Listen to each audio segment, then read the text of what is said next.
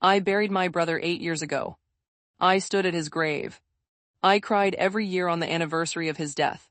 And then I found his name in my mother's bank records, monthly wire transfers sent to Lisbon, Portugal. And I realized I didn't bury my brother. My family buried me in a lie instead. My name is Natalie. I'm 31 years old. I grew up in a house where love was expressed through order and silence and the careful management of appearances. We were a family that looked right. We attended the right things, said the right things, projected the image of a family that had it together. And for most of my childhood, I believed we did. I believed we were real. It took me until the week of my father's funeral to understand what we actually were. I need to tell you about Daniel first, because none of the rest makes sense without him. Daniel was my older brother by 5 years. When I was 6, he was 11. When I was 11, he was 16. He was the kind of older sibling who never made you feel like a nuisance. He let me sit in his room and watch him draw for hours without complaining. He taught me how to ride a bike in the driveway of our house in Naperville on a Saturday in June when our parents were at some event, and it was just the two of us. He made up stupid songs to make me laugh when I was scared or sad. He was easy to be with, which was not a quality I associated with my parents or with our particular household, where everything always carried a slight charge of expectation. Daniel went to the University of Illinois and studied architecture. He was good at it. He sent me photos of his projects, these elaborate, detailed drawings that looked like something out of a dream. He called me every Sunday for 3 years, just like clockwork, because he knew I found Sundays at home hard. He was that kind of person. The kind who noticed what you needed and quietly provided it without making a production of it. When I was 21 and he was 26, he died. Or so I was told. A car accident on a highway outside Chicago. November, wet roads, a collision with a truck. He died on impact. The funeral was a closed casket. The damage, my parents explained, had been too extensive. My mother was devastated. My father was carved-looking, hollowed, the way men of his particular generation process grief, by becoming very still and very quiet and going to work the next day. We buried Daniel in a cemetery 20 minutes from the house. We had a reception at home afterward. I stood in the kitchen for most of it because I didn't know where else to put myself. I was 21 years old and my older brother, the best person I knew, was gone. The grief of that period is not something I can describe quickly. It settled into me in a way that changed the architecture of how I moved through the world. I became more private, more careful. I didn't make close friends easily after that. I finished college in a kind of functional daze and moved to the city and got a job in financial services and built a small, careful life for myself. I dated occasionally, kept mostly to myself, called my parents on Sundays, a habit I think I maintained in part because Daniel had, and because it felt like a way of carrying some piece of him for.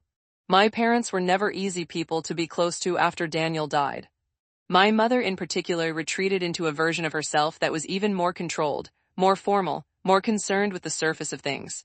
She volunteered extensively, sat on 3 different committees, maintained a house that was always immaculate and always slightly cold. My father kept working. They had the marriage of people who have agreed, somewhere along the line, not to examine certain things too closely. I loved them. I found them difficult.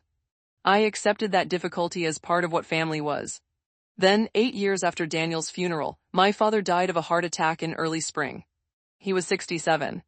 It wasn't entirely unexpected. He'd had some cardiac issues over the preceding 2 years, but it was still sudden in the way death is always somehow sudden, even when you've been warned. He collapsed at his office on a Thursday morning. Was pronounced gone by the time the paramedics arrived. My mother called me and I drove to Naperville and walked into the house that had always been a little cold, and it was very cold now, in the way that houses are when something enormous has just happened inside them. The days that followed were the specific logistical blur that death always creates. Funeral arrangements, notifications, phone calls, flowers arriving, food from neighbors. My mother moved through it all with the precision of someone who had managed this before, which she had, I reminded myself. Daniel. She'd done this for Daniel. Because my mother was not good with technology, had never been comfortable with computers, still printed out emails she wanted to keep, and because I worked in finance and was comfortable with accounts and records, she asked me to help manage my father's estate paperwork. He'd had a financial advisor, a will, several accounts. Nothing wildly complicated, but it needed organizing. She gave me access to the filing system in his home office and the login to the banking portal where he managed their household accounts. And she went to lie down because she was exhausted, and I sat at my father's desk in the room that smelled like him, a specific mix of paper and a particular soap he used, and I started going through the records. The household accounts were joint. Bills, mortgage, investments. All normal. I started pulling statements and making a list of what needed to be addressed. And then by accident, I found a second account. It wasn't hidden exactly. It was just listed differently in the banking portal, a separate savings account in my mother's name alone, not the joint account. It appeared in the sidebar when I was navigating between pages. I clicked on it thinking it was something routine, a personal savings account perhaps, which was not unusual. The transaction history loaded. The most recent transaction was from 3 days ago. A wire transfer. International. To an account in Lisbon, Portugal. The amount was $2,300. I stared at that for a moment. I scrolled up. There was another wire transfer the month before. Same amount. Same destination account. And the month before that. And the month before that. I scrolled back 12 months. 12 identical wire transfers every single month, $2,300, to the same account in Lisbon, Portugal. I scrolled back further. The account went back 6 years, the full history available in the portal. 6 years of monthly wire transfers. Same amount. Same destination. Never missed. Never varied. I sat back in my father's chair. I looked at the wallpaper in his office, a dark green with a subtle pattern he'd always had, since I was a child, the one constant in a room that had been rearranged several times over the years. I looked at his bookshelves. I looked at his desk. I looked at my own hands on the keyboard. My mother had been sending $2,300 a month to someone in Lisbon, Portugal, every single month for at least 6 years. My first thought was charitable. A charity. An overseas donation. Some commitment my mother had made that she just had never mentioned.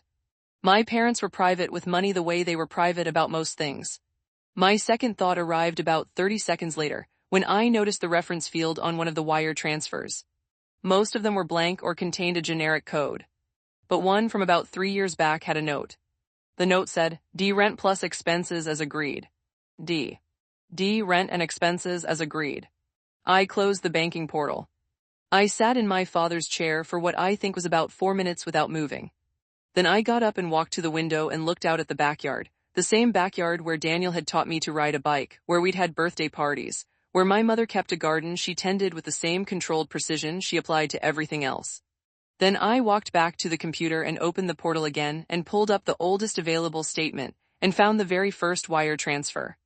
Dated 6 years and 2 months ago. Before that date, there were no transfers in this account. The account itself had been opened around that time. I looked at the date. I calculated backward. 6 years and 2 months ago, Daniel had been dead for approximately 22 months. He had been gone for almost 2 years when this account opened and these transfers began. And the reference said D. I want to tell you what it feels like to have a thought that is too large for your mind to hold. It's not dramatic, not in the moment. It's very quiet. The world just becomes very still, like the air has thickened, like you've been placed inside something airtight. You hear your own heartbeat. You notice the most irrelevant things, the dust motes in the afternoon light through the window, a small mark on the baseboard, the way the chair creaks when you shift your weight. I was not thinking my brother is alive. I was not thinking anything that complete or that catastrophic. I was just holding a transaction record and a reference number and a date and a name that began with D, and I was sitting very still inside the airtight thing and breathing. I called my cousin Rachel that night. Not my mother. Not a family friend. Rachel, who was my age, who lived in the city, who knew Daniel, who would not panic, who would think clearly. I called her and I told her what I had found, and there was a long silence on her end of the phone before she said, Natalie, that could be a lot of things. I said, I know. She said, but you don't think it is. I said, no, I don't. She asked what I was going to do. I said I didn't know yet. I needed more before I did anything. Because what I was considering, the thing I was circling without fully landing on, was so large, so structural, so complete in its destruction of everything I understood about my family, that I could not go to my mother with it without being certain. If I was wrong, I would be accusing my grieving mother of something monstrous, the week of her husband's death with no basis. If I was right, I needed to know what I was actually dealing with before I opened that door. I went back to the records the next morning while my mother slept late. I took photographs of every wire transfer. I noted every date, every amount, every reference code. I sent them to my own email. Then I started looking for anything else. My father had kept paper files in the lower drawer of his desk. Not organized files, more like accumulated folders, years of documents he'd held onto without necessarily sorting. I went through them carefully, setting aside anything that looked like it might be relevant and photographing everything with my phone. In a folder dated from 9 years ago, the year before Daniel's accident, I found something that stopped me entirely. It was a letter. Handwritten on plain white paper in my father's handwriting. Not addressed to anyone.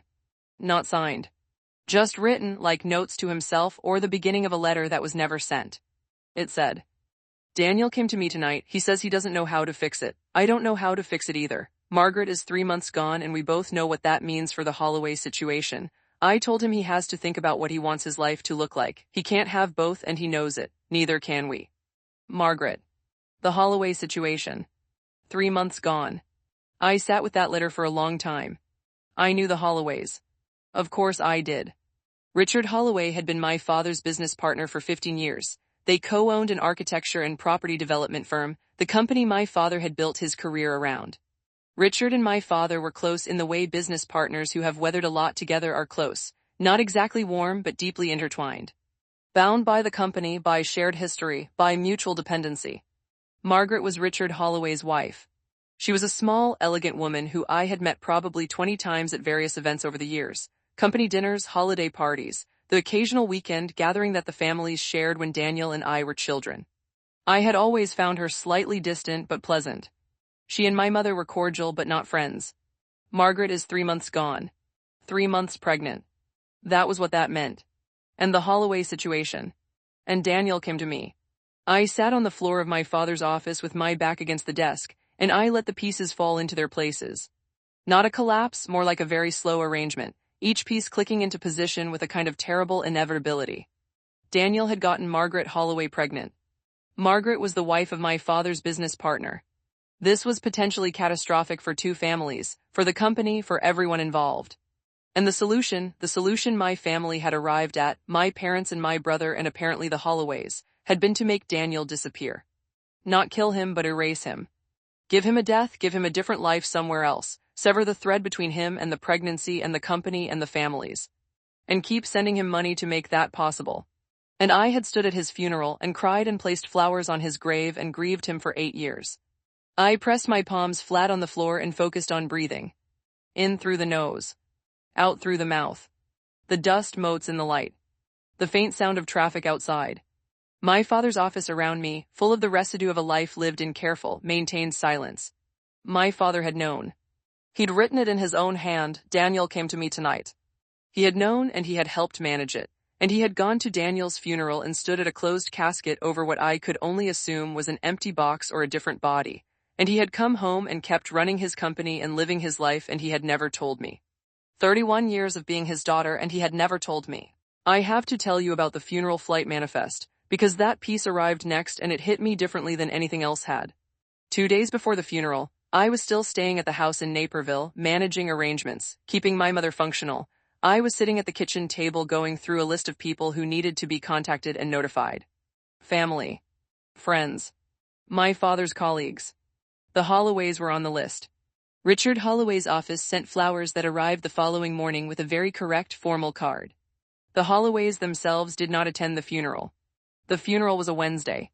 About 60 people came. I don't have a clear memory of many of them. When you're organizing an event like that while grieving, you're in function mode, moving through it on rails. I shook hands. I accepted hugs. I said the words. What I do remember is a man in the back pew. I noticed him the way you notice things peripherally when you're focused elsewhere. Just a shape, dark suit, dark hair, sitting slightly apart from the other attendees. I remember thinking he must be someone from my father's professional world, someone I didn't know. He left before the reception. I didn't speak to him. Afterward, there is the particular administrative trail that a funeral creates. Guest books, flower card records, a visitor log the funeral home kept. While helping my mother sort through thank you notes to send, I went through the visitor log. And I was cross-checking it against a list Rachel had helped me compile of my father's professional contacts, just making sure we hadn't missed anyone for the acknowledgement cards. And I found a name that was not in my father's professional contact list. Not in any list I had. The name was David Lane. I stared at that name for a while. David Lane. Not Daniel Marsh, our family name. A different last name entirely. But the first name. And the timing of his arrival in the log, it corresponded with the man in the back pew. I am not a detective. I have no particular investigative training. But I work in financial services, which means I know how to follow paper trails, and I know that people change their last names for specific reasons, and I knew that my brother was living in Portugal under a different identity. On a hunch, and I want to be honest that this is exactly what it was, a hunch, not certainty. I searched for flight manifests from Lisbon to Chicago in the 4 days preceding the funeral. This is not public information in a complete sense, but through a combination of airline loyalty program lookups and a specific search method I won't detail, I found a record. David Lane. Lisbon to Chicago O'Hare. Arrived 2 days before the funeral. David Lane. Chicago O'Hare to Lisbon. Departed the evening of the funeral. He had come. He had sat in the back row. He had watched his father's funeral. He had watched me shake hands and accept condolences from 60 people. He had watched our mother cry. And then he had left. And I had looked right at him from the front of the room and not recognized my own brother. I took the visitor log page, and I sat in the living room of my mother's house, and I held it and looked at nothing for a long time. And then I went and knocked on my mother's bedroom door. She was sitting in the chair by the window, her reading chair where she'd always sat, a particular salmon pink upholstered chair that had been in that room since I was a child. She was not reading. She was looking out the window at the garden. She looked tired in a way that went deeper than the funeral's exhaustion. She looked tired in the way of someone who has been carrying something very heavy for a very long time. I sat on the edge of the bed across from her. I had the banking records in my hand. I had the letter from my father. I had the visitor log page. I set all three on the bed between us without a word. She looked at them. She didn't reach for them. She just looked at them, and her face did not change the way I expected it to. She didn't go pale. She didn't look shocked. She looked at the papers, and then she looked back out the window. And she said, "Where did you find those?" I said, "Dad's office, the banking portal." She nodded slowly once, like she was confirming something she had always expected would happen eventually. I said, "Is Daniel alive?" Another long pause. The afternoon light through the window. The garden. She said, "Yes." One word. Just yes. I want to tell you what that felt like. I want to give you something that actually conveys the sensation of hearing that word in that context. But I don't have adequate language for it. It was not relief. It was not anger, not in that first second. It was erasure. Like every version of the last 8 years simultaneously inverted. Every anniversary. Every graveside visit. Every time I had described myself to a new person as someone who had lost her brother. Every dream I had ever had about him. Every piece of grief I had lived through and rebuilt myself around. He was alive. He had always been alive. And she had let me grieve him. I said very carefully why. And she told me. She told me in the way my mother told difficult things, slowly, with the kind of precision that suggested she had organized this narrative in her mind before and was accessing a prepared version of it. She told me about Daniel coming to my father. She told me about Margaret Holloway, who had been having an ongoing affair with Daniel for nearly 2 years, who was pregnant and who, my mother made very clear, had been as calculated about the relationship as Daniel had been reckless. She told me about Richard Holloway's particular temperament, a man capable, she said, of very serious consequences when crossed. She told me about the business. The firm my father and Richard had built together, which at the time held significant shared debt and joint obligations that made a clean dissolution nearly impossible. If Richard had found out about Daniel and Margaret, my mother said, it would not have been a lawsuit. It would have been something worse. She was not specific. She said only that Richard was the kind of man who made certain kinds of problems disappear, and that my father had believed him entirely capable of doing exactly that to Daniel. So they had constructed the accident. It had taken money and coordination and 2 people, a man my father knew who worked in county records, and a funeral home director who owed my father a significant favor, and it had required Daniel's full cooperation. Did Daniel agree? I said. He didn't want to, she said. He cried, he said it wasn't right, he said he didn't want to leave you. She paused. But he agreed, because the alternative was what your father believed would happen to him. What about his child? I said. Margaret's baby. She was quiet. Margaret miscarried at 5 months. The room absorbed that. I said, so the whole thing, the death, the secret, the 8 years, it was for nothing. She said it was for your father's company, and for Daniel's life, which your father believed he was protecting. I looked at her. She was still looking out the window. I said, he was at the funeral, Daniel, he was there. Something crossed her face. Not surprise, she knew, I was certain she knew, she had almost certainly arranged it or been told about it. Something else. Something that was almost grief. She said, I know. I said, you didn't tell me. She said, Natalie. Just my name. With a weight in it that I think was the closest she knew how to come to an apology. I said, have you spoken to him over these 8 years? She said, yes. I said, regularly. She said, yes. I said, does he have a family? A pause. A wife, 2 children, a boy and a girl. I have a nephew and a niece. I have a sister-in-law I have never met. I have a brother who has been alive and building a life in Lisbon, Portugal for 8 years, watching his children grow, living in an apartment funded by my mother's monthly wire transfers, while I stood at his grave every November and left flowers. I stood up. I needed to stand. I crossed to the window and stood next to her chair and looked out at the garden, and we were both silent for a long moment. Then she said, your father knew, he chose to forget, you should too. I turned and looked at her. She was looking up at me from the chair. Her face was composed. Not cruel, I want to be accurate. She was not cruel in that moment. She was simply, devastatingly, entirely convinced that what she was saying was reasonable. That choosing to forget was a viable option. That the 8 years of my grief and the lie that built them were a manageable thing to simply set aside. I said, I am not going to do that.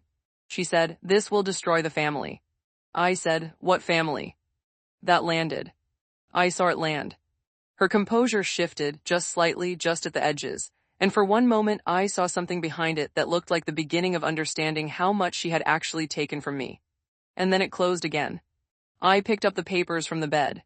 I went to my room, my old room, unchanged since I left for college, which had always felt like a museum of a self I'd already moved past, and I sat on the edge of the bed and called Rachel and told her everything. Rachel cried before I did. She said, Nat, what do you want to do? I thought about that. And the answer when it came was very clear. I said, I want to talk to Daniel. Finding Daniel, or David Lane as he had been for 8 years, was not simple, but it was also not impossible. I had the transfer account number from the bank records. Mara, a friend from college who worked in fintech, helped me trace the receiving bank's routing information to a branch in Lisbon's Alfama district. She couldn't get me an address. But she got me the name of the bank and the neighborhood, and that was more than I'd had. I also had the flight record. David Lane. I had his travel history, which gave me the pattern of his trips. He had come to the United States exactly 3 times in 8 years. The dates corresponded when I cross-referenced them with our parents' significant events. My mother's cancer scare 3 years ago, I had been told she handled that alone, that she didn't want to worry me. My father's first cardiac event 2 years ago, and now the funeral. He had been there for all of it. Invisibly, at a careful distance, watching from the back of the room. He had never fully left. He had just moved to a place where leaving was safe. I booked a flight to Lisbon for 2 weeks after the funeral. I didn't tell my mother. I told Rachel, who offered to come and whom I told to stay. I needed to do this part alone. I landed in Lisbon on a Tuesday morning in May. The city was warm and bright, and disorienting in the way any new place is when you've traveled toward something enormous, and suddenly you're simply standing in an airport. I took a taxi to the Alfama. I had no address. I had a neighborhood, a bank, and a name. What I had not accounted for was how small a particular bank branch's customer traffic can be in a narrow Alfama neighborhood on a Tuesday, or how many people who use that branch also stop at the cafe across the street. I sat in that cafe for 3 days. I was not sure, even then, what I would do if I saw him. I was not sure I would recognize him. 8 years. He would be 36 now, if the math was right, if any of this was real, if my mother's yes was the actual truth and not some other layer of the thing. I had no recent photographs. The last photographs I had of Daniel were from when I was 21. On the 3rd afternoon, I saw a man walk out of the bank and pause on the step to put on sunglasses. He was taller than I remembered. His hair was shorter. He had a beard he hadn't had before. He was wearing a light linen jacket and carrying a paper bag from a bakery. He looked like someone who belonged there, entirely local, completely at ease in the warm afternoon light. But his hands. The particular way he held things. The slight outward angle of his right elbow when he carried something, an old minor injury from a childhood fall that had healed wrong. I had forgotten that detail completely. And seeing it now, I knew I had never forgotten it, not really. My chest did something that had no clean name. I stood up from the cafe table. I walked across the narrow street. And I said in a voice that came out more steady than I expected, "Daniel." He turned. The sunglasses prevented me from seeing his eyes. But I saw everything else. His whole body changed. The paper bag dropped slightly in his hand. His shoulders, he had always had particular shoulders, the kind that carried things, went rigid for 1 second and then released, like something he'd been holding for 8 years had just let go. He took the sunglasses off. He looked at me. And his face did the thing that my mother's face had not done, the thing I had needed. It broke completely open. He said, "Natalie." My name in his voice after 8 years was the strangest and most unbearable sound I had ever heard. Like a door opening that I had thought was a wall. Like finding something you stopped looking for because looking had been too painful. We stood on the street in the Alfama for a moment that felt unmeasurably long. Around us the city continued. A tram in the distance, voices from a window above, the smell of warm bread from his paper bag. He said, "How did you find me?" I said, "It turns out following a money trail is something I'm actually good at." He made a sound that wasn't quite a laugh and wasn't quite a sob. And then, because there was nothing else to do, he said, "Do you want to come inside?" We sat at a table in a small apartment on a narrow street for 4 hours. His wife, her name was Anna, a Portuguese architect he'd met 2 years after arriving, was at work. His children, a boy named Matthias who was 5 and a girl named Sophia who was 3, were at her parents' house. The apartment was warm and lived in and had Daniel's drawings on the walls, framed now, properly framed, exactly the kind of elaborate architectural drawings he used to send me photos of from college. He had kept drawing. He had kept being himself in this city under a different name, building a life that was genuinely his, just severed from us. He told me his version. It was different from our mother's in its emotional register, though not in its facts. He had been more frightened than she had made it sound. More reluctant. The decision, he said, had not been presented to him as a choice. It had been presented as the only option by their father, who had been very certain and very frightened, and who Daniel had trusted completely. He said he had asked about me. Multiple times. He said he had been told by our mother in their phone calls over the years that I was okay. That I was doing well. That telling me was too risky, that I might react in a way that put the whole arrangement in danger. I said, "Did you believe that?" He looked at the table. "No, but I needed to." He said, "I have thought about calling you every single day for 8 years. Not an exaggeration, every day." I said, "Why didn't you?" He said, "Because I didn't know how to exist in your world and in this one at the same time. Because I was a coward. Because I had convinced myself that staying away was protecting you." I said, "From what?" He said, "From all of it, from knowing what we are." I thought about that. What we are. What we had been, a family built on managed appearances and careful silence, and the willingness to sacrifice real things for the maintenance of an image. What our parents were. What Daniel was. What I was now, sitting in a warm Lisbon apartment with my dead brother. I said, "I have been putting flowers on an empty grave for 8 years. He closed his eyes. When he opened them, they were wet. He said, "I know, I'm sorry, I'm so sorry, Nat. That is not something I can explain or justify, I know that." We were quiet for a long time. The apartment around us. His drawings on the walls. I said, "I have a nephew and a niece I've never met." He said, "You do." I said, "I want to meet them." He looked up at me and something in his face, something that had been very tight, very carefully held for 4 hours, released. He nodded. He said, "They would love that, I want that." I said, "I don't know what any of this looks like going forward. I don't know what I'm going to say to Mom. I don't know if this is fixable in any way that matters, but I know I'm not going to pretend you're dead anymore." He said, "I know." I said, "And I know you have a whole life here that doesn't include me, and I'm not asking you to collapse it or to." He said, "Natalie, stop, you are my sister. You are the only sister I have, and I have missed you every single day." His voice cracked on the last word, and he looked away and pressed his knuckle to his mouth, and we both sat with that for a moment. Anna came home an hour later. She knew who I was. Daniel had apparently described me in enough detail over the years that she recognized me from his stories.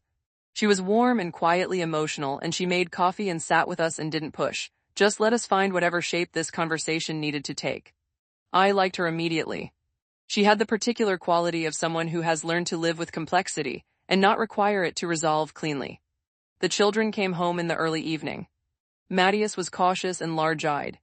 Sophia, 3 years old, was completely unimpressed by any of the emotional weight in the room, and immediately tried to show me a drawing she had done of a cat that looked nothing like a cat and everything like a chaotic star. I told her it was the best cat I had ever seen. She told me very seriously that it was also a boat. I told her that made complete sense.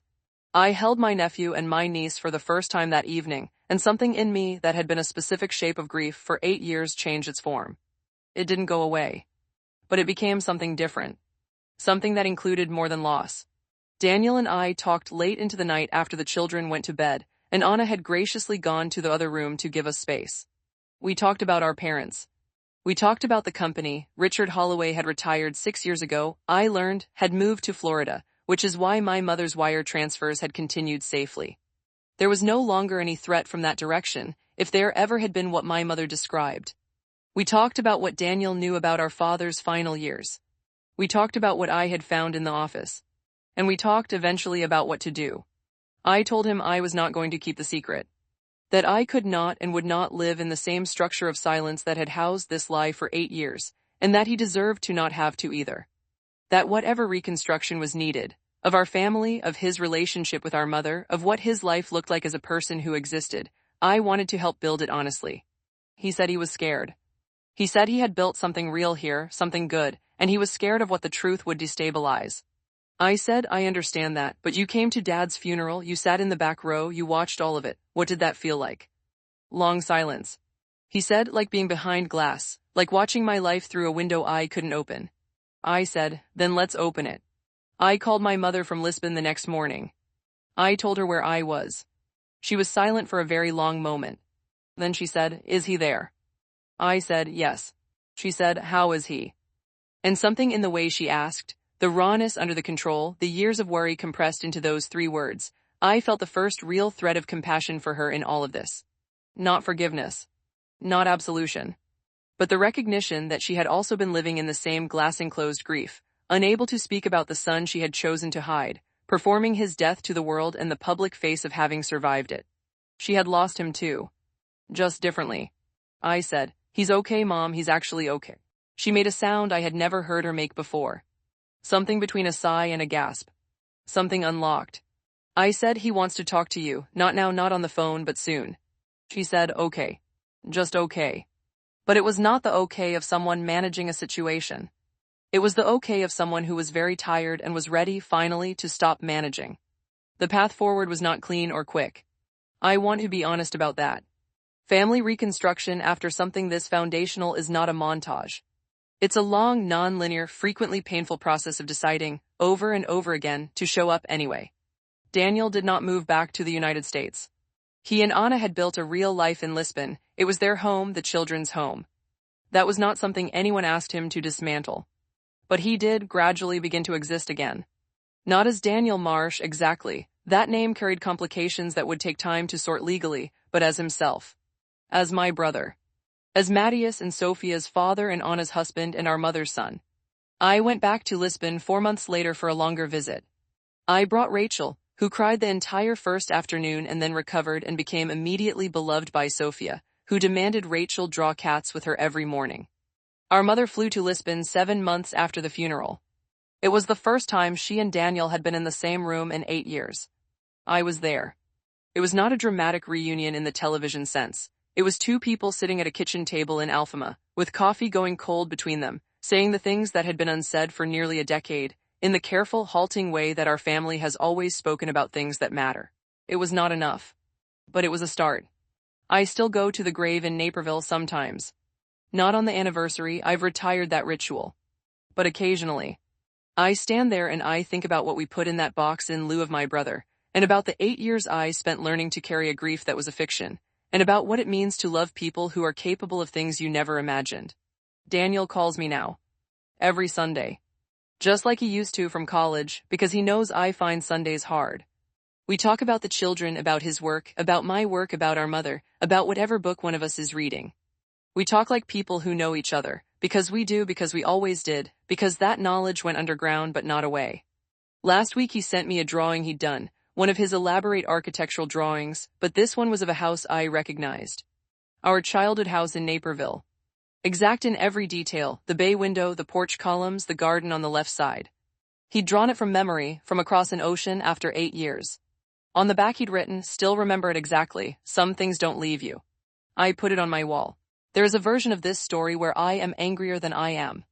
Where I choose to frame it as pure betrayal, all the way down, nothing redeemable. And I understand that version. I have lived inside it for stretches of weeks at a time.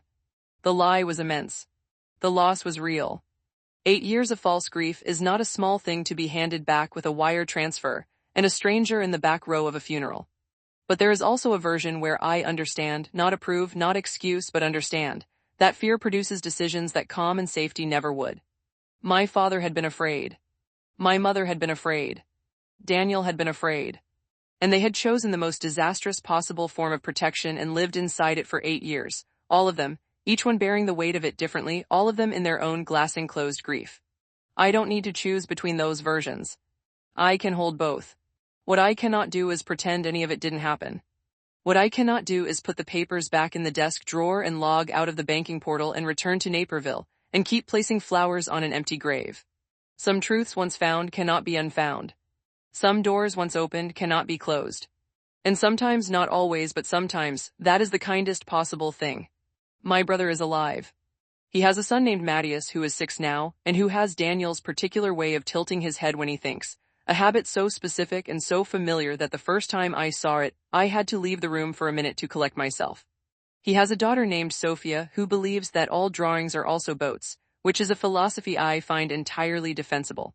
My mother is learning to be in the truth. Slowly. Imperfectly. But genuinely.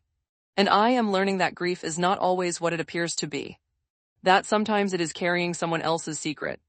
That sometimes the person you lost is still out there, somewhere warm and alive doing the work of becoming themselves, and that the loss was real and the person is real, and somehow both of those things can be true at the same time. That is enough. For now, that is more than enough.